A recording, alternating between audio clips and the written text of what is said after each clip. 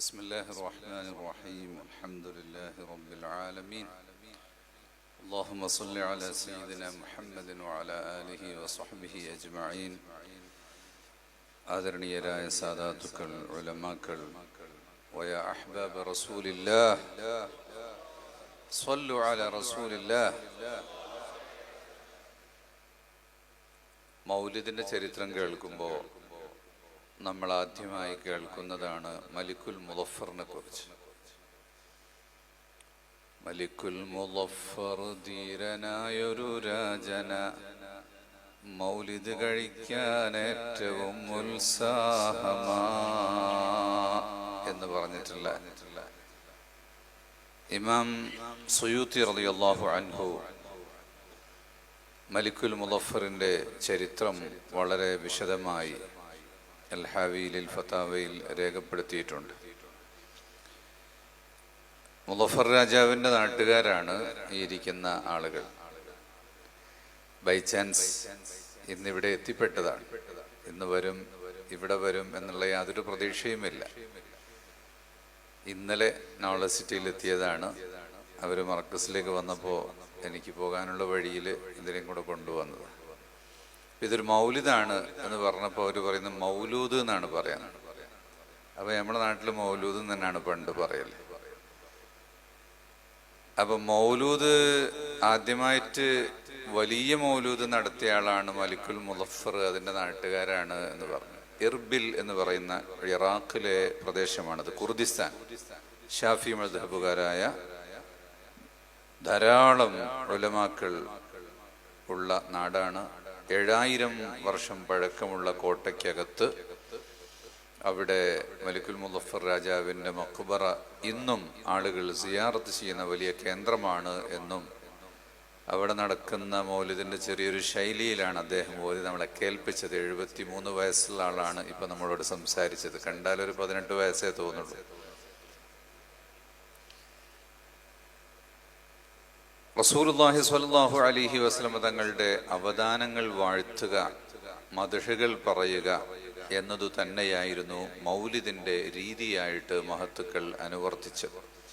ഖുൽ ബിഫദ്ലില്ലാഹി വബിറഹ്മതിഹി, അല്ലാഹുവിന്റെ ഫദ്ല് കൊണ്ട് പറയുക, റഹ്മത്തിനെ കുറിച്ച് പറയുക. റഹ്മത്താകുന്ന റസൂലുള്ളാഹി സ്വല്ലല്ലാഹു അലൈഹി വസല്ലം തങ്ങൾ വമാ അർസൽനാക ഇല്ലാ റഹ്മത്തൻ ലിൽ ആലമീൻ, ലോകത്തിന് മുഴുവനും കാരുണ്യമായിട്ട് മാത്രമാണ് നബിയെ അങ്ങയെ നാം അയച്ചിട്ടുള്ളത് എന്ന് അല്ലാഹു സുബ്ഹാനഹു വ തആല പറയുന്നുണ്ട്. എന്താണ് മനുഷ്യർക്ക് ഏറ്റവും വലിയ കാരുണ്യം? അത് സംസ്കാരമാണ്. റസൂലുള്ളാഹി സ്വല്ലല്ലാഹു അലൈഹി വസല്ലം തങ്ങൾ പറയുന്നു, ഞാൻ വന്നതിൻ്റെ ഏറ്റവും പ്രധാനപ്പെട്ട ലക്ഷ്യം മക്കാരിമുൽ അഖ്ലാഖ് ലോകത്തിന് പഠിപ്പിക്കുകയാണ്. എങ്ങനെയാണ് മനുഷ്യൻ മനുഷ്യനാകേണ്ടത് എന്ന് പഠിപ്പിക്കുകയാണ്. മനുഷ്യനെ മനുഷ്യനാക്കി തീർക്കുക എന്ന് പറയുന്ന ഏറ്റവും വലിയ ദൗത്യമാണ് ഏറ്റവും വലിയ കാരുണ്യം എന്ന് അല്ലാഹു സുബ്ഹാനഹു വ തആല നമ്മെ ഇവിടെ പഠിപ്പിക്കുകയാണ്. റസൂലുള്ളാഹി സ്വല്ലല്ലാഹു അലൈഹി വസല്ലം തങ്ങളുടെ ജന്മദിനത്തെ ഒരു ആഘോഷമാക്കി, അതൊരു വലിയ പ്രോഗ്രാമാക്കി, വലിയൊരു ഇവന്റാക്കി എടുത്ത് അത് ലോകത്തിന്റെ മുന്നിൽ കാണിച്ചു തന്ന മുളഫർ രാജാവ് നൂറുകണക്കിന് ഒട്ടകങ്ങളെയും 1000കണക്കിന് ആടുകളെയും മാടുകളെയും എല്ലാം അറുത്ത് വലിയ സദ്യ ഉണ്ടാക്കി അദ്ദേഹത്തിന്റെ സ്വന്തം വകയായും നാട്ടിലെ ജനങ്ങളെ മുഴുവനും ആ മൗലിദിലേക്ക് അവരെ കൊണ്ടുകൂടെ മൗലിദിന്റെ ഭാഗമാക്കിയിരുന്നു എന്നുകൂടിയാണ് പറയുന്നത്. കാരണം ജനങ്ങളിലെല്ലാം മഹബ്ബത്ത് എന്ന് പറയുന്നത് അവരുടെ ഏകത്വത്തിന്റെയും ഐക്യത്തിന്റെയും വലിയൊരു അടയാളമായിട്ട്. അതാണ് ലോകത്ത് മുസ്ലിംകൾ ഒന്നിക്കുന്ന ഒരു ഏകത്വം. അത് മഹബ്ബത്ത് റസൂലില്ലാഹി സ്വല്ലല്ലാഹു അലൈഹി വസല്ലം. റസൂലുള്ളാഹി സ്വല്ലല്ലാഹു അലൈഹി വസല്ലം തങ്ങളെ മഹബ്ബത്ത് വെക്കുക. മഹബ്ബത്ത് വെക്കുന്നതിൻ്റെ ഒരു ഇൽഹാറാണ് മൗലിദ്, അതിൻ്റെ ഒരു പ്രകടനമാണ് മൗലിദ്. മഹബ്ബത്ത് പ്രകടമാക്കുന്നതിൻ്റെ ധാരാളം അടയാളങ്ങൾ ഉണ്ട്. അതിലേറ്റവും പ്രധാനപ്പെട്ടത് ഈ സുന്നത്തുകളെ ജീവിതത്തിൽ ഹയാത്താക്കുക എന്നതാണ്. ഇമാം ശിഹാബുദ്ദീൻ ഖാജ ബഹാഉദ്ദീൻ നഖ്ശബന്ദ് ഖദ്ദസല്ലാഹു സിർറഹു അവരുടെ ബുഖാരി ഔലിയാക്കന്മാരുടെ കൂട്ടത്തിൽ ഏറ്റവും പ്രമുഖനായ ബഹാഉദ്ദീൻ നഖ്ശബന്ദ് അവരുടെ ആ ഒരു സിദ്ദീഖിയ പരമ്പരയിൽ മഹാനവറുകളുടെ ഇന്ത്യയിലെ ഏറ്റവും വലിയ പ്രബോധകനായിരുന്ന അക്ബർ രാജാവെന്ന് പറയുന്ന, ഇന്ത്യയിലെ ജനങ്ങളെ വഴികേടിലേക്ക് നയിക്കുകയും രാജ്യത്തെ നാശത്തിലേക്ക് കൊണ്ടുപോവുകയും ചെയ്തിരുന്ന മുഗൾ ചക്രവർത്തിമാരുടെ കൂട്ടത്തിലെ ഒരേ ഒരാൾ അക്ബറായിരുന്നു. ആ അക്ബറിന്റെ വലിയ ഭരണകൂടത്തോടും അക്ബറിന്റെ കാലത്തുള്ള അബുൽ ഫൈസി എന്നൊക്കെ പറയുന്ന വലിയ ഖുർആൻ പണ്ഡിതരായിരുന്ന, ദുനിയാവിന്റെ പണ്ഡിതരായി ജനങ്ങളെ, രാജാവിനെ ഉൾപ്പെടെ വഴിതെട്ടിലേക്ക് നയിച്ചിരുന്ന ആ ആളുകളോട് മുഴുവനും എതിർത്തു നിന്ന് ഈ സമൂഹത്തെ സുന്നത്ത് ജമാഅത്തിൽ എങ്ങനെയാണ് ഉറപ്പിച്ചു നിർത്തിയത് എന്നതിനെ പറ്റി മുജദ്ദിദ് അൽഫാസാനി തങ്ങളുടെ ശിഷ്യന്മാര് പറയുന്നത്, മഹാനവറുകളുടെ ജീവിതം അത് സുന്നത്തിനെ ഹയാത്താക്കിക്കൊണ്ടായിരിക്കും. എഴുന്നേൽക്കുന്നത് മുതൽ ഉറങ്ങുന്നത് വരെയുള്ള സമയം, അത് ജീവിതത്തിലുടനീളം ഓരോ നിമിഷവും റസൂലുള്ളാഹി സ്വല്ലല്ലാഹു അലൈഹി വസല്ലം തങ്ങളെ പിൻപറ്റിക്കൊണ്ട് ജീവിക്കുക എന്നതായിരുന്നു. ആരംഭ റസൂലുള്ളാഹി സ്വല്ലല്ലാഹു അലൈഹി വസല്ലം തങ്ങളുടെ ഫോട്ടോ എവിടെയാണുള്ളത്? റസൂലുള്ളാഹി തങ്ങളുടെ ഫോട്ടോ ഉള്ളത് മൗലിദ് കിതാബിലാണ്. റസൂലുള്ളാഹി തങ്ങളുടെ ഫോട്ടോ ഉള്ളത് ശമാഇലിന്റെ കിതാബുകളിലാണ്. റസൂലുള്ളാഹി തങ്ങളുടെ ഫോട്ടോ വരച്ചാൽ ആ ഫോട്ടോ നമുക്ക് മനസ്സിലാവുകയില്ല, രൂപമുണ്ടാക്കിയാലും മനസ്സിലാവുകയില്ല. അതിനേക്കാളേറെ വ്യക്തമായി കിതാബ് ഓതിയാൽ മനസ്സിലാകും. അതാണ് റസൂലുള്ളാഹി തങ്ങളെ കുറിച്ച് എല്ലാ കുട്ടികൾക്കും അറിയാം. ഉള്ളു ചുവന്ന വെള്ള നിറം നബി, നീണ്ടവരല്ല അറിവിൻ, അല്ല കുറിയവർ നല്ല തടി മുഖം, വട്ടനിലാവേ. കാസർഗോഡ് ബപ്പംകുഞ്ഞ് മുസ്ലിയാർ ഉണ്ടാക്കിയ ആ കവിത, റസൂലുള്ളാഹി തങ്ങളുടെ മുഖം എങ്ങനെയായിരുന്നു, അതിന്റെ കളർ എങ്ങനെയായിരുന്നു? ചുവപ്പ് കലർന്ന വെള്ള നിറം.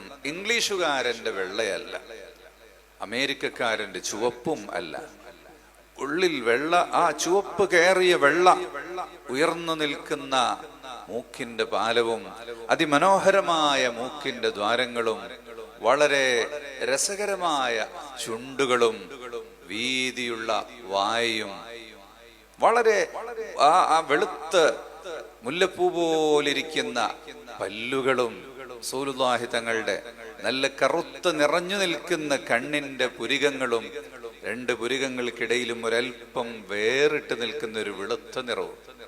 ദേഷ്യം പിടിക്കുമ്പോൾ അവിടെയുള്ള ആ നരമ്പുകൾ ഇങ്ങനെ ഉയർന്നു വരും. റസൂലുള്ളാഹി തങ്ങളുടെ കണ്ണിന്റെ പീലി അത് നല്ല കറുപ്പായിരുന്നു, കണ്ണ് നല്ല വെള്ളയും കണ്ണിന്റെ കുട്ടിക്ക് നല്ല കറുപ്പും. ആ നെറ്റിത്തടം, തിളങ്ങുന്ന നെറ്റിത്തടം, റസൂലുള്ളാഹി തങ്ങളുടെ നെറ്റിത്തടത്തിൽ വിയർപ്പ് കണങ്ങൾ വന്നാൽ മുത്തുമണികളെ പോലെ അത് ലംഘും. റസൂലുള്ളാഹി തങ്ങളെങ്ങാനും പുഞ്ചിരിച്ചാൽ, വാ തുറന്നാൽ വായിൽ നിന്നൊരു ലൈറ്റ് പുറത്തേക്ക് വരുന്നത് പോലെ, ട്യൂബ് ലൈറ്റ് കത്തിയതുപോലെ പ്രകാശിക്കും, അത് പരിസരത്തെ ചുവരുകളിൽ പ്രതിബിംബിക്കും എന്ന് സഹാബത്ത് രേഖപ്പെടുത്തുകയാണ്. തലയിലും താടിയിലുമായി രോമങ്ങൾ. വഫാത്തിന്റെ സമയമാകുമ്പോൾ തങ്ങൾക്ക് നരച്ച മുടികൾ എത്രയായിരുന്നു? അത് 16, 17, 17 രോമങ്ങളായിരുന്നു എന്നെണ്ണി എണ്ണി പറയുകയാണ്. റസൂലുള്ളാഹി തങ്ങളുടെ വെളുത്ത രോമങ്ങളിൽ മൈലാഞ്ചി പുരട്ടാറുണ്ടായിരുന്നോ? അതെങ്ങനെയാണ് ചുവന്നു നിന്നിരുന്നത്? ഇതെല്ലാം ചർച്ച ചെയ്യുകയാണ്. അവിടുത്തെ കഴുത്തും കയ്യും കാലും നടത്തവും ഇരുത്തവും എല്ലാം എണ്ണി എണ്ണി പറയുന്നത് കൊണ്ട് ആ ഗ്രന്ഥപാരായണത്തിലൂടെ പൂർണ്ണമായൊരു ചിത്രം ഖിയാമത്ത് നാൾ വരെ മനുഷ്യ മനസ്സുകളിൽ സ്ഥാപിക്കാൻ സ്വഹാബത്ത് അത് പകർത്തിയെടുത്ത് ലോകത്തിന് നൽകി. നടത്തം ഒരു അഞ്ഞാഞ്ഞു നടത്തമാണ്. ഒരു മലയിൽ നിന്ന് വെള്ളം ഇറങ്ങി വരുന്നത് പോലെയുള്ള ഒരു നടത്തമാണ് റസൂലുള്ളാഹി തങ്ങളുടെ നടത്തം. അതിവേഗമാണ്, പക്ഷേ കണ്ടാൽ വളരെ കൂളാണ്. തങ്ങളുടെ നടത്തം തങ്ങൾ അറിയുന്നേയില്ല.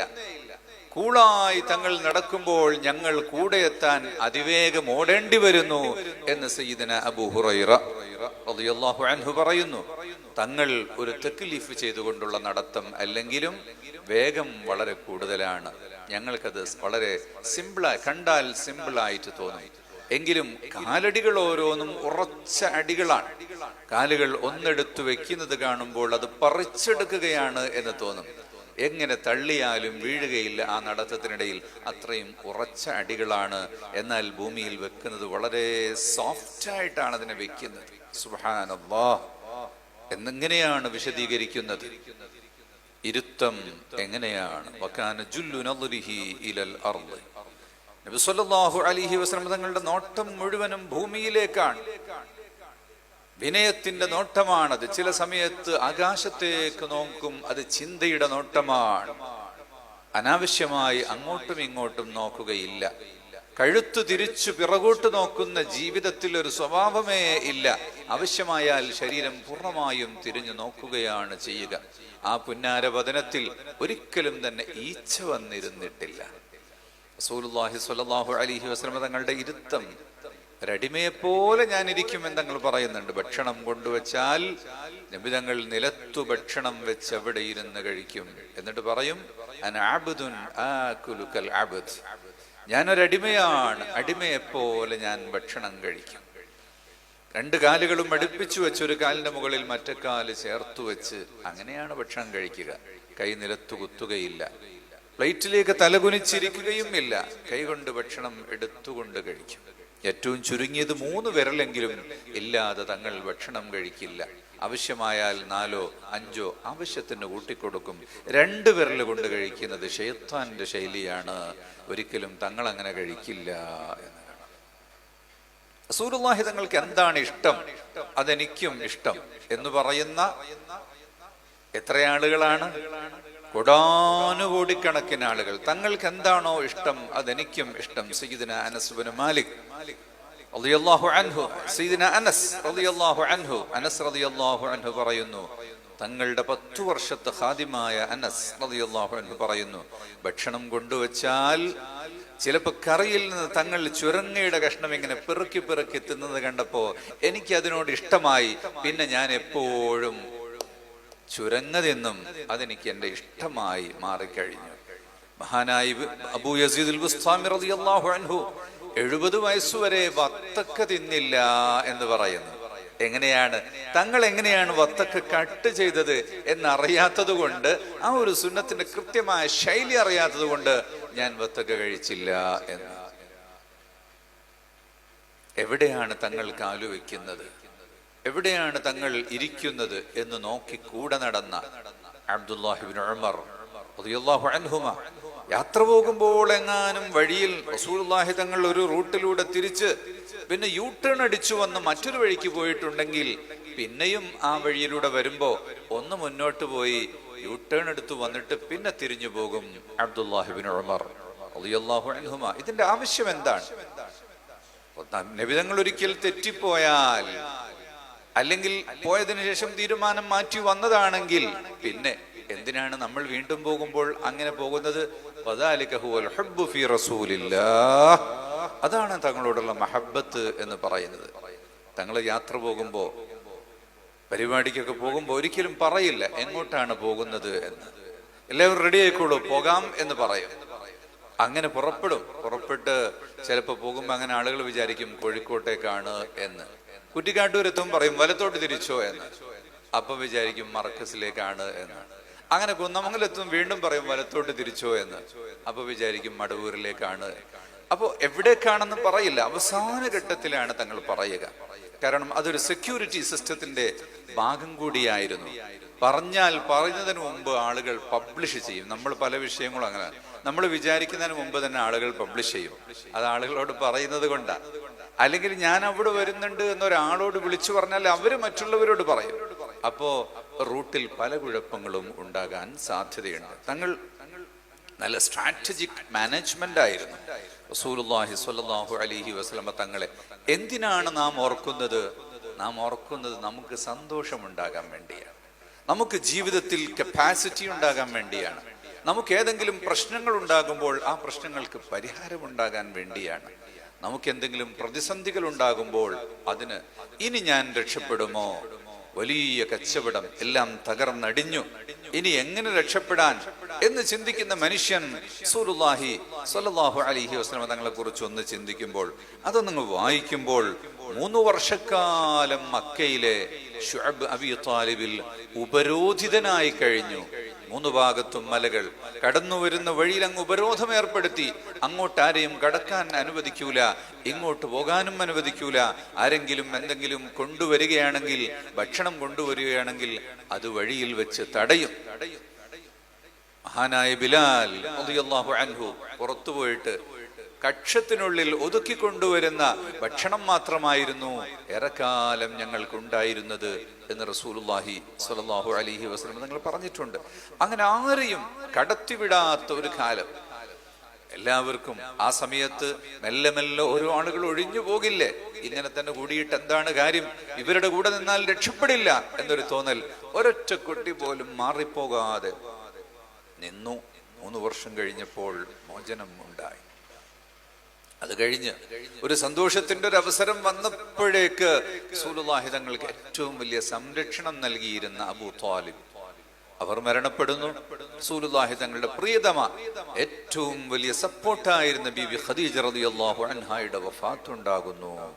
റസൂലുള്ളാഹി സ്വല്ലല്ലാഹു അലൈഹി വസല്ലം തങ്ങളുടെ ജീവിതത്തിൽ മുഴുവനും പരീക്ഷണങ്ങളാണ്, എതിർപ്പുകളും പലതരത്തിലുള്ള പീഡനങ്ങളുമാണ്. അങ്ങനെയല്ലേ അവസാനം മദീനയിലേക്ക് പോകുന്നത്. മദീനയിലേക്ക് പോകുമ്പോൾ സ്വഹാബത്ത് ഓരോരുത്തരായി പോയി. അവസാനമാണല്ലോ റസൂലുള്ളാഹി തങ്ങൾ പോകുന്നത്. എല്ലാവരും ഇങ്ങനെ പോവുകയാണ്. സിദ്ദീഖ് റളിയല്ലാഹു അൻഹുവും വന്ന് സമ്മതം ചോദിക്കുന്നു. തങ്ങൾ പറയുന്നു, ആയിട്ടില്ല, ഏതായാലും കുറച്ചുകൂടെ കഴിഞ്ഞിട്ട് പോകാം, നിങ്ങൾക്ക് നല്ലൊരു കമ്പാനിയനെ കിട്ടും എന്നെനിക്ക് തോന്നുന്നുണ്ട്. സിദ്ദീഖ് റളിയല്ലാഹു അൻഹു ഏതായാലും 2 വണ്ടിയൊക്കെ റെഡിയാക്കി വെച്ചു. ഒരു കമ്പാനിയനെ കൂടി കിട്ടുമല്ലോ എന്ന് കരുതിയിട്ട് 2 വണ്ടി റെഡിയാക്കി വെച്ചു എന്നാണ്. പിന്നീട് റസൂലുള്ളാഹി തങ്ങൾ ഒരു ദിവസം അങ്ങനെ വരികയാണ് വീട്ടിലേക്ക്. പോകാം, സമയമായിട്ടുണ്ട്. വണ്ടി 2ഉം റെഡിയാണ്. അപ്പോഴാണ് റസൂലുള്ളാഹി തങ്ങളാണ് എൻ്റെ കൂടെ വരുന്നത് എന്ന് സിദ്ദീഖ് റളിയല്ലാഹു അൻഹു അറിയുന്നത്. അത് ആരാണാവോ എന്നുള്ള ചോദ്യമേ ഇല്ല. അറിയുമ്പോൾ അറിയും. അല്ലാതെ രഹസ്യങ്ങൾ ഇങ്ങനെ അന്വേഷിക്കുക, അതെന്നാണാവോ, അതെവിടെയാണാവോ, എപ്പോഴാണ് തുടങ്ങുക, ഏത് സ്ഥലത്താണ് ഉണ്ടാവുക, ഇതൊന്നും സിദ്ദീഖായ മനുഷ്യർക്ക് ചോദ്യം ഇല്ല. മഹാനായ ഉമർ ഇബ്നുൽ ഖത്താബ് റളിയല്ലാഹു അൻഹു പറയുകയാണ്, ഉമർ ഖത്താബ് റളിയല്ലാഹു അൻഹുവിന്റെ മകൾ ബീബി ഹഫ്സ റളിയല്ലാഹു അൻഹാ, അവരുടെ ഭർത്താവ് മരണപ്പെട്ടു പോയി. ഭർത്താവ് മരണപ്പെട്ട സമയത്ത് അവരുടെ ഇദ്ദ കഴിഞ്ഞപ്പോൾ മകളെ ആരെക്കൊണ്ടെങ്കിലും കല്യാണം കഴിപ്പിക്കണം. ഉമർ റളിയല്ലാഹു അൻഹു തന്റെ ഏറ്റവും അടുത്ത സുഹൃത്തായ അബൂബക്കർ സിദ്ദീഖ് റളിയല്ലാഹു അൻഹുവിനോട് പറഞ്ഞു, എൻ്റെ മകള് മുത്തല്ലഖത്താണ്, നിങ്ങൾ കല്യാണം കഴിക്കുമോ? സിദ്ദീഖ് റളിയല്ലാഹു അൻഹു പറഞ്ഞു, എനിക്ക് ഇപ്പൊ പറ്റൂല. ഉസ്മാൻ റളിയല്ലാഹു അൻഹുവിനോട് ചോദിച്ചു, താങ്കൾ ഇപ്പോൾ കല്യാണം കഴിക്കുമോ? ഇല്ല, എനിക്കിപ്പോൾ കല്യാണം കഴിക്കാൻ പറ്റുകയില്ല. പിന്നീട് റസൂലുള്ളാഹി സ്വല്ലല്ലാഹു അലൈഹി വസല്ലം തങ്ങൾ ഹഫ്സ റളിയല്ലാഹു അൻഹായെ കല്യാണം കഴിക്കുന്നു. സിദ്ദീഖ് റളിയല്ലാഹു അൻഹു ചോദിച്ചു, ഉമർ, അന്ന് താങ്കൾ എന്നോട് ആവശ്യപ്പെട്ടപ്പോൾ ഞാൻ കല്യാണം കഴിക്കാതിരുന്നതിൽ താങ്കൾക്ക് വിഷമം ഉണ്ടായിരുന്നോ? എനിക്ക് വല്ലാത്ത വിഷമം ഉണ്ടായിരുന്നു. കാരണം എൻ്റെ ഒരു പ്രതിസന്ധി ഘട്ടത്തിൽ എന്നെ ഏറ്റവും സഹായിക്കേണ്ട ഏറ്റവും അടുത്ത ആളായ നിങ്ങൾ അതിന് മുന്നോട്ട് വരാത്തതിൽ എനിക്ക് വലിയ പ്രയാസം ഉണ്ടായിരുന്നു. അത് റസൂലുള്ളാഹി സ്വല്ലല്ലാഹു അലൈഹി വസല്ലം തങ്ങൾ കല്യാണം കഴിച്ചപ്പോൾ പിന്നെ എനിക്കത് തീർന്നു എന്ന് മാത്രമല്ല, അന്നത് നടന്നില്ലല്ലോ എന്നതിൽ എനിക്ക് സന്തോഷവും ആയി. സിദ്ദീഖ് റളിയല്ലാഹു അൻഹു പറയുന്നു, എനിക്കതറിയാമായിരുന്നു. റസൂലുള്ളാഹി തങ്ങൾ ഏറ്റവും അടുത്ത അനുയായിയായ, ഈ ദീനിന് ഏറ്റവും വലിയ ഇസ്സത്ത് നൽകിയ ഉമറിന്റെ മകളുടെ ഭർത്താവ് മരിച്ചപ്പോ ആ ഉമറിനെ സന്തോഷിപ്പിക്കാൻ അവരുടെ മകളെ ഞാൻ കല്യാണം കഴിക്കണം എന്ന് നബി തങ്ങൾ പറഞ്ഞിട്ടുണ്ട്. പക്ഷേ ആ കാര്യം എനിക്കറിയാമായിരുന്നു. പക്ഷെ ഞാൻ താങ്കളോടത് പറഞ്ഞില്ല. ബിക്കോസ് ഞാനത് പറയുക എന്ന് പറഞ്ഞത് ഇറ്റ്സ് എന്റെ ജോലിയല്ല. വമാ കാന ലിബ്നി അബി ഖുഹാഫത അൻ യുദ്ഹിറ സിർറ റസൂലില്ലാഹ്. അത് തങ്ങൾ പറയേണ്ടത് തങ്ങൾ തന്നെ പറയണം. അത് കേട്ടാൽ ഞാൻ ഓടിപ്പോയി പറയുക എന്നത് എൻ്റെ ശൈലിയല്ല. ഞാൻ ആ രഹസ്യം സൂക്ഷിക്കുകയായിരുന്നു. സല്ലല്ലാഹു അലൈഹി വസല്ലം തങ്ങളെ കാത്തിരിക്കുകയാണ് ഓരോ ദിവസവും മദീനയിലെ നിവാസികൾ. മക്കയിൽ നിന്ന് റസൂലുള്ളാഹി തങ്ങൾ വരുമ്പോൾ ഏതു വീട്ടിലാണ് വരിക, ഏതു വീട്ടിലാണ് താമസിക്കുക, എവിടെയാണ് കയറുക, ആരോടും ഒന്നും പറഞ്ഞിട്ടില്ല. എല്ലാവരും റെഡിയായി നിൽക്കുകയാണ്. എൻ്റെ വീട്ടിൽ വരുമായിരിക്കാം, എൻ്റെ വീട്ടിൽ വരുമായിരിക്കാം. ഒട്ടകം വന്ന് വന്ന് വന്ന് അങ്ങനെ ഓരോ സ്ഥലത്തും ഇങ്ങനെ സ്റ്റോപ്പാകും. ആളുകൾ ഇങ്ങോട്ട് കയറിക്കോളൂ എന്ന് പറയും. നിർത്താനായിട്ടില്ല. തങ്ങൾ പറയും, ആ ഒട്ടകത്തിന് അല്ലാഹു തആല കൊടുത്ത നിർദ്ദേശമുണ്ട്. അതെവിടെയാണോ നിൽക്കുന്നത് അത് അവിടെ ഇറങ്ങാം. അബൂ അയ്യൂബുൽ അൻസാരി റളിയല്ലാഹു അൻഹുവിന്റെ വീട്ടിന്റെ മുറ്റത്ത് ഒട്ടകം മുട്ടുകുത്തുന്നു. തങ്ങൾ കുറച്ച് വെയിറ്റ് ചെയ്യുന്നു. ഒട്ടകം എഴുന്നേൽക്കുന്നു, വീണ്ടും മുന്നോട്ട് പോകുന്നു, യൂട്ടൺ അടിച്ച് വീണ്ടും വരുന്നു, അവിടെ തന്നെ മുട്ടുകുട്ടുന്നു. അപ്പോഴാണ് തങ്ങൾ ഇറങ്ങുന്നത്. അബൂ അയ്യൂബുൽ അൻസാരി റളിയല്ലാഹു അൻഹുവിന്റെ വീട്ടിൽ താമസിക്കുന്നു. വീട്ടിൽ സജ്ജീകരിച്ചിട്ടുണ്ട്. മദീനയിലെ എല്ലാ വീട്ടുകാരും സജ്ജീകരിച്ചിട്ടുണ്ട്. റസൂലുള്ളാഹി തങ്ങൾ പറഞ്ഞു, ഞാൻ താഴെ റൂം എടുക്കാം, കാരണം എന്നെ കാണാനൊക്കെ ആളുകളൊക്കെ വരുമല്ലോ, അപ്പൊ വീട്ടുകാർക്ക് ശല്യമായിരിക്കും. അല്ല, തങ്ങൾ മുകളിൽ താമസിക്കണം എന്ന് പറഞ്ഞു. അല്ല, അത് വേണ്ട, ആളുകൾ ഇങ്ങനെ വരുമ്പോൾ വീട്ടുകാർക്ക് ശല്യമാകുന്നത് കൊണ്ട് ഞാൻ താഴെ തന്നെ താമസിക്കാം, നിങ്ങൾ മുകളിൽ താമസിച്ചോളൂ എന്ന് പറഞ്ഞു. അബൂ അയ്യൂബും ഉമ്മു അയ്യൂബും റളിയല്ലാഹു അൻഹുമാ അന്ന് വീടിന്റെ മുകളിൽ താമസിച്ച രംഗം പറയുന്നു. കോണി കയറിയിട്ട് മെല്ലെ ചുവരു ചാരി ഇങ്ങനെ നടന്നു. കാരണം തങ്ങളുടെ മുകളിലായി പോകാൻ പാടില്ല, ആ ശിരസിന്റെ മുകളിലായി പോകരുത് എന്ന് കരുതിയിട്ട്. അങ്ങനെ ഒരു പാത്രം മറിഞ്ഞു, വെള്ളം പുറത്തേക്ക് വന്നു. ആ വെള്ളം താഴോട്ടിറ്റുമോ, തങ്ങളുടെ മേൽ വെള്ളമാകുമോ എന്നൊക്കെ വല്ലാത്ത മനസ്സിന് പേടിയുണ്ടായി. ഇറങ്ങി വന്നിട്ട് പറഞ്ഞു, തങ്ങൾ മുകളിൽ തന്നെ താമസിക്കണം, ഇനി ഞങ്ങൾ മുകളിൽ കയറില്ല. കുറച്ചു ദിവസമാണ് ആ വീട്ടിൽ താമസിക്കുന്നത്. പിന്നീട് സ്വന്തമായ ഹുജറകളൊക്കെ ഉണ്ടാക്കപ്പെട്ടു. എന്നാൽ റസൂലുള്ളാഹി തങ്ങൾക്ക് വേണ്ടി എല്ലാ ദിവസവും ഉമ്മു അയ്യൂബ് ഭക്ഷണം ഉണ്ടാക്കി വെക്കാം. ഏതെങ്കിലും ദിവസം കയറി വന്നാലോ എന്ന് കരുതിയിട്ട് വൈകുന്നേരമാകുമ്പോൾ അത് മക്കൾക്ക് കൊടുക്കും, പിറ്റേന്ന് വീണ്ടും ഉണ്ടാക്കും. എല്ലാ ദിവസവും റസൂലുള്ളാഹി തങ്ങൾക്ക് ഭക്ഷണം കൊടുത്ത കൂലി കിട്ടും. അപ്പോ വരാമെന്ന് പറഞ്ഞ് വന്നില്ലെങ്കിൽ അൽഹംദുലില്ലാ, വാതിന് വന്ന് തങ്ങൾ വന്ന വീട്ടിൽ കയറുമെന്ന് പറഞ്ഞിരുന്നു, കയറിയില്ല എന്ന് പറയുമ്പോൾ വീട്ടുകാരന്റെ മനസ്സിൽ യാതൊരു മാറ്റവും ഉണ്ടാകാൻ പാടില്ല. അൽഹംദുലില്ലാ, കൂലി കിട്ടി. ഭക്ഷണം ഉണ്ടാക്കി കഴിഞ്ഞാൽ കൂലി കിട്ടി. കൊടുത്തില്ലെങ്കിൽ, വരാതിരുന്നാൽ കൂലി ഡബിളാവുകയും ചെയ്യും. ചിലപ്പോൾ വന്നാൽ ഒരു കൂലി, വന്നില്ലെങ്കിൽ 2 കൂലി. അങ്ങനെ എല്ലാ ദിവസവും ഭക്ഷണം ഉണ്ടാക്കി വെക്കും. എന്ന് വന്നാലും കൊടുക്കാം എന്ന് കരുതിയിട്ട് അങ്ങനെ നബിതങ്ങളെ സ്നേഹിച്ച് കാത്തിരിക്കുക. നബിതങ്ങൾ എപ്പോഴും ഞങ്ങളുടെ കൂടെയുണ്ടാവുക. അങ്ങനെ റസൂലുള്ളാഹി തങ്ങൾ ഈ സമൂഹത്തിന് വേണ്ടി, ഈ ഉമ്മത്തിന് വേണ്ടി, ലോകാവസാനം വരെ വരുന്ന ആളുകൾക്ക് ഈമാനിന് വേണ്ടി റസൂലുള്ളാഹി തങ്ങളുടെ ജീവിതം മുഴുവനും സമർപ്പിച്ചു. എല്ലാവർക്കും സ്നേഹം കൊടുത്തു, കാരുണ്യം കൊടുത്തു. അത് തിരിച്ച് ലോകം റസൂലുള്ളാഹി തങ്ങൾക്ക് കൊടുക്കുന്നതിന്റെ അടയാളമാണ്. 1500 വർഷം ജന്മദിനത്തിന് തികയുമ്പോഴും 1500-ാം ജന്മദിനം വരുമ്പോഴും ലോകത്ത് അതിന് യാതൊരു കുറവും ഇല്ല. ആ സ്നേഹം പ്രകടിപ്പിക്കുന്നവർ ലോകത്ത് വർദ്ധിച്ചു വരുന്നു എന്നല്ലാതെ ഇത്രയേറെ കാലം കഴിഞ്ഞിട്ടും അതിനൊരു മാറ്റവും ഇല്ല. 1000 വർഷം കഴിഞ്ഞപ്പോ ഫൈസി പറഞ്ഞു കൊടുത്തു അക്ബറിനോട്, ഇപ്പൊ 1000 കൊല്ലമായി, ഇനി ശരീഅത്തിലൊരു മാറ്റം വരുത്താനായിട്ടുണ്ട്, അതുകൊണ്ട് പുതിയൊരു മതം ഉണ്ടാക്കണം, പുതിയൊരു നബി വരേണ്ടതാണ്. പക്ഷെ നബി ഇനി വരില്ലല്ലോ, അതുകൊണ്ട് നമ്മളൊന്നും മാറ്റം ഉണ്ടാക്കണം. അങ്ങനെയാണ് ദീനെ ഇലാഹി എന്ന് പറഞ്ഞിട്ട് അക്ബറിനെ കൊണ്ടൊരു ദീൻ ഉണ്ടാക്കുന്നത്. അദ്ദേഹം വളരെ മോശമായ ജീവിതം നയിക്കുകയും ജനങ്ങളെ മുഴുവനും വഴികേടാക്കാൻ വേണ്ടി ശ്രമിക്കുകയും ചെയ്തപ്പോൾ ഒരു പണ്ഡിതനായ ഇമാം റബ്ബാനി അദ്ദേഹത്തിന്റെ പ്രവർത്തനങ്ങളുമായി മുന്നോട്ട് വന്ന് രാജാവിനോട് പോരാടുന്നതിന്റെ അദ്ദേഹത്തിന്റെ ആയുധം എന്തായിരുന്നു എന്ന് ചോദിച്ചപ്പോൾ സുന്നത്തു റസൂലില്ലാഹി സ്വല്ലല്ലാഹു അലൈഹി വസല്ലം തങ്ങളുടെ സുന്നത്തുകൾ ഓരോ നിമിഷത്തിലും അത് എന്താണെന്ന് പഠിച്ച് അങ്ങനെ തന്നെ പകർത്തി ജീവിക്കുക എന്നതായിരുന്നു. അപ്പൊ മഹബ്ബത്തു റസൂലില്ലാഹി സ്വല്ലല്ലാഹു അലൈഹി വസല്ലം കുടികൊള്ളുന്നത് ആ മഹബ്ബത്ത് ഖൽബിൽ കുടികൊള്ളുന്നതിലൂടെയാണ്. ഒന്നാമത്തെ അടയാളം പേര് കേൾക്കാൻ ഇഷ്ടമുണ്ടാവുക എന്നതാണ്. പേര് കേൾക്കുമ്പോൾ സ്വലാത്ത് ചൊല്ലുക എന്നതാണ്. കാണാൻ ആഗ്രഹിക്കുക എന്നതാണ്. കാണാൻ വേണ്ടി പ്രവർത്തിക്കുക എന്നതാണ്. സുബ്ഹാനല്ലാഹ്, അല്ലാഹുവിന്റെ റസൂലിന്റെ തിരുസുന്നത്തിന് വേണ്ടി, ദീനിന് വേണ്ടി ത്യാഗങ്ങൾ സഹിച്ചപ്പോൾ, അതിനുവേണ്ടി കടകളിൽ നിന്ന് ഇറക്കി ഓടിക്കപ്പെട്ടപ്പോൾ, വാടകക്കാരൻ എന്റെ കടയിൽ കച്ചവടം ചെയ്യാൻ പറ്റില്ല എന്ന് പറഞ്ഞപ്പോഴും ഞാൻ ഈ ദീനിന്റെ കൂടെയാണെന്ന് പറഞ്ഞുറച്ചു നിന്നപ്പോൾ റസൂലുള്ളാഹി സ്വല്ലല്ലാഹു അലൈഹി വസല്ലമ തങ്ങൾ മനസ്സുകളിലേക്ക് കടന്നു വരുന്നു. കൺമുന്നിലേക്ക്, ഉറങ്ങുന്ന മനുഷ്യന്റെ കൺമുന്നിലേക്ക് കടന്നു വരുന്നു. നിന്നോടൊപ്പം ഞാനുണ്ട് എന്ന് പറയുന്ന കഥകൾ നിങ്ങൾ കേട്ടിട്ടുണ്ടോ? അതാണ് റസൂലുള്ളാഹി സ്വല്ലല്ലാഹു അലൈഹി വസല്ലം തങ്ങളെ സ്നേഹിക്കുന്ന മനുഷ്യന്റെ മനസ്സിലേക്ക് അവർ കടന്നു വരുന്നു, അവരുടെ കണ്ണിലേക്ക് കടന്നു വരുന്നു, അവരുടെ കാഴ്ചപ്പുറത്തേക്ക് വരുന്നു. ഞാൻ നിന്നോടൊപ്പമുണ്ട് എന്ന് പറയുന്നു.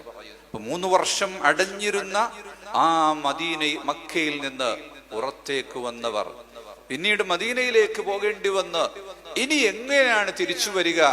ആ വലിയ ഖുറൈശി കിങ്കരന്മാരായ ആളുകൾ അവിടെ നിന്നൊന്നും എടുക്കാൻ കഴിയാതെ, കയ്യിലെടുക്കാൻ കഴിയാതെ 400 കിലോമീറ്റർ ഇപ്പുറം വന്നവർ ഇനി തിരിച്ചു പോകും എന്ന് ആർക്കെങ്കിലും തോന്നുമോ?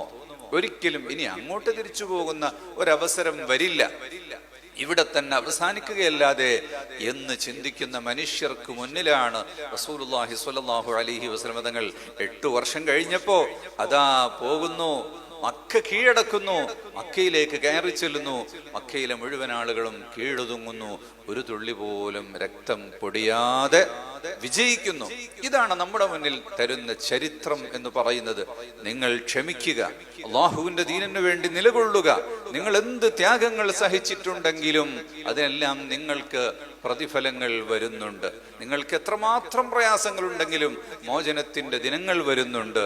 അതാണ് തിരു ഹബീബ് സല്ലല്ലാഹു അലൈഹി വസല്ലം തങ്ങളുടെ ഫത്ഹിന്റെ ചരിത്രത്തിൽ നിന്ന് നമ്മോട് പറയുന്നത്.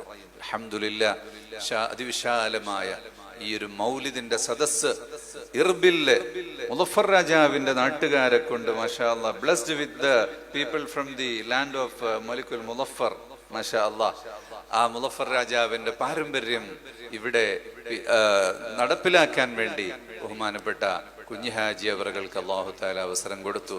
മഹാനായ ബദറുസ് സാദാത്ത് റഫഅല്ലാഹു ഖദ്റഹു, അല്ലാഹു അവർക്ക് വലിയ ആയുസ്സും ആരോഗ്യവും അനുഗ്രഹങ്ങളും നൽകി, ദീർഘായുസ് നൽകി നമ്മെ അനുഗ്രഹിക്കുമാറാവട്ടെ. ബഹുമാനപ്പെട്ട ബദറുസ് സാദാത്ത്, അതുപോലെയുള്ള സാദാത്തുക്കളേറെ, ഉലമാക്കളകിലും അഹ്ബാബുകൾ നിറയെ എല്ലാവരും വന്നു നിൽക്കുന്ന ഈ ഒരു മഹനീയമായ സദസ്സ് റസൂലുള്ളാഹി സ്വല്ലല്ലാഹു അലൈഹി വസല്ലം തങ്ങൾ നോക്കി കാണുന്നുണ്ട്. നമ്മളെ ഓരോരുത്തരെയും നബി തങ്ങൾ കാണുന്നുണ്ട്. ആ കാഴ്ചപ്പുറത്ത് എന്നെ കാണുമ്പോൾ എൻ്റെ മുഖത്ത് താടിയുണ്ടോ? എന്നെ കാണുമ്പോൾ ഞാൻ മിസ്വാക്ക് ചെയ്തിട്ടുണ്ടോ? എന്നെ നബി തങ്ങൾ കാണുമ്പോൾ എന്നെ അത്തറ് മണക്കുന്നുണ്ടോ? എന്നെ കാണുമ്പോൾ നബി തങ്ങൾ എന്നിൽ എന്തെല്ലാം സുന്നത്തുകളാണ് കാണുന്നത്? എന്നെ ആ ഒരു സുന്നത്തോടുകൂടി തന്നെ തിരുനബി സല്ലല്ലാഹു അലൈഹി വസല്ലം തങ്ങൾ നോക്കി കാണണം എന്ന ഉത്കടമായ ആഗ്രഹം നമ്മുടെ മനസ്സിലേക്ക് വരൽ ആ മഹബത്തിന്റെ പ്രകടനമാണ്. അൽഹംദുലില്ലാഹ്, അൽഹംദുലില്ലാഹ്. പീപ്പിൾ ഫ്രം ഇർബിൽ, മലിക്കുൽ മുളഫർ സ്പേസ്. അൽഹംദുലില്ലാഹ്, ഞാൻ എൻ്റെ വാക്കുകൾ അവസാനിപ്പിക്കുകയാണ്. അൽഹംദുലില്ലാഹ്, അല്ലാഹു തആല ഈ സദസ്സുകൾ മാഷാ അല്ലാഹ് നമ്മുടെ നാടുകളിൽ മഹത്തുക്കളായ ഉലമാക്കൾ നൂറുകണക്കിന് വർഷങ്ങൾക്ക് മുമ്പ് സ്ഥാപിച്ചിട്ടുള്ള മഹത്തായ ദീനിന്റെ അടിത്തറയിൽ നിന്നുകൊണ്ടാണ് ഇതെല്ലാം വളർന്നു വരുന്നത്.